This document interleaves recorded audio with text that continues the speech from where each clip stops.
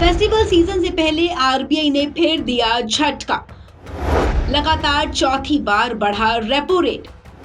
जाने कितनी बढ़ जाएगी आपके लोन की किस्त।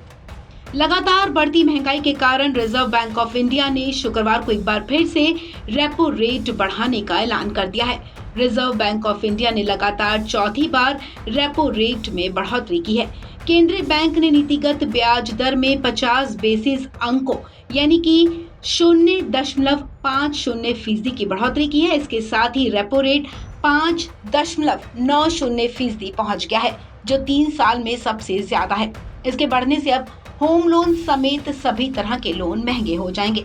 आरबीआई के गवर्नर शक्तिकांत दास ने मॉनेटरी पॉलिसी कमेटी की बैठक खत्म होने के बाद बैठक में लिए गए फैसलों की जानकारी दी है। उन्होंने प्रेस कॉन्फ्रेंस कर बताया कि रेपो रेट 50 बेसिस पॉइंट बढ़ाने का फैसला किया गया है। महंगाई पर काबू पाने के लिए आरबीआई लगातार रेपो रेट में इजाफा कर रहा है। पिछले महीने 5 अगस्त को भी आरबीआई ने रेपो रेट में 0.50% का इजाफा किया था। रेपो रेट में आज हुई बढ़ोतरी को मिला दे तो आरबीआई ने मई के बाद से रेपो रेट में अब तक कुल 4 बार बढ़ोतरी की है। इस वजह से रेपो रेट अब 5.90% पर पहुंच गया है, जो 5.40% पर था। The Monetary Policy Committee met on 28th, 29th and 30th September.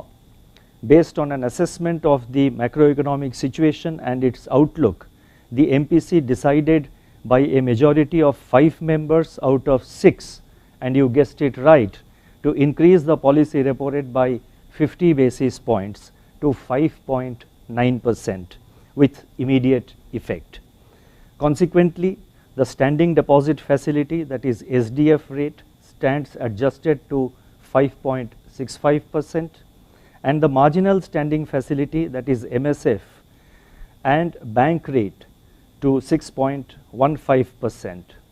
The MPC also decided by a majority of 5 out of 6 members to remain focused on withdrawal of accommodation to ensure that inflation remains within the target going forward while supporting growth. RBI के द्वारा repo rate बढ़ाने से home, personal और car loan जैसे कर्जों की ब्याज दरों में इजाफा होगा और ईएमआई बढ़ जाएगी। रेपो दर का सीधा संबंध बैंक से लिए जाने वाले लोन और ईएमआई से है। दरअसल रेपो रेट वो होती है जिस पर आरबीआई बैंकों को कर्ज देता है।